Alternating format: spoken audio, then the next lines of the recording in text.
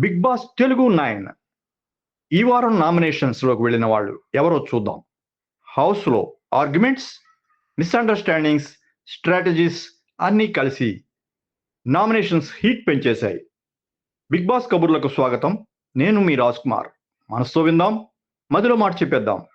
రీతు హౌస్మేట్స్కి ఉన్న ప్రధాన కారణం తక్కువ సహనం, ఇతరుల ప్రభావంతో తన అభిప్రాయం మార్చుకోవడం, కెప్టెన్సీ విషయంలో డీమోన్ పవన్కి సాఫ్ట్ కార్నర్ చూపించిందని కామెంట్స్ వచ్చాయి.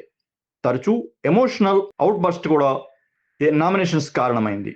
శ్రీజ అన్నెసరీ ఆర్గ్యుమెంట్స్లో జోక్యం చేసుకోవడం, ప్రతి విషయంపై స్ట్రాంగ్ ఒపీనియన్ చెప్పడం వల్ల హౌస్లో డిస్టర్బెన్స్ పెరిగిందని అంటున్నారు.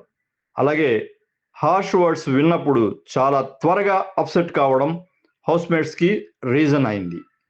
ఫ్లోరా ఇమ్యూనిటీ టాస్క్లో అగ్రెసివ్గా ఆడింది, గెలిచి ఒక సేఫ్ స్పాట్ దక్కించుకుంది. అయినా కూడా ఇన్అప్రాప్రియేట్ డిస్పోజల్ ఆఫ్ క్లోత్స్ బాత్రూమ్స్లో చేసిందని రీతు ఆమెను నామినేట్ చేసింది. దివ్య, నిఖిత నామినేషన్స్లోకి రావడానికి మేజర్ రీజన్ ఏదీ లేకపోయినప్పటికీ చిన్న చిన్న గొడవలకు కారణమవుతోంది అని అంటున్నారు. టాస్కుల్లో కన్సిస్టెన్సీ లేకపోవడం కూడా టీమ్మేట్స్కి పాయింట్ అయింది.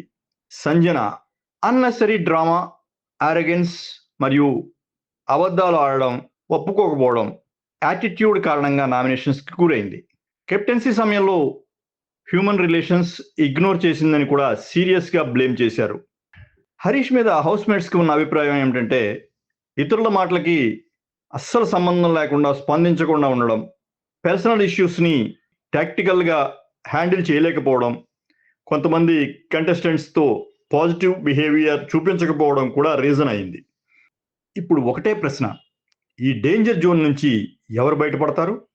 ఎవరు గేమ్ ఆగిపోతుంది? హౌస్లో వచ్చే రోజులు ఇంకా ఎక్కువ హీట్, ఇంకా ఎక్కువ డ్రామా క్రియేట్ చేయబోతున్నాయి.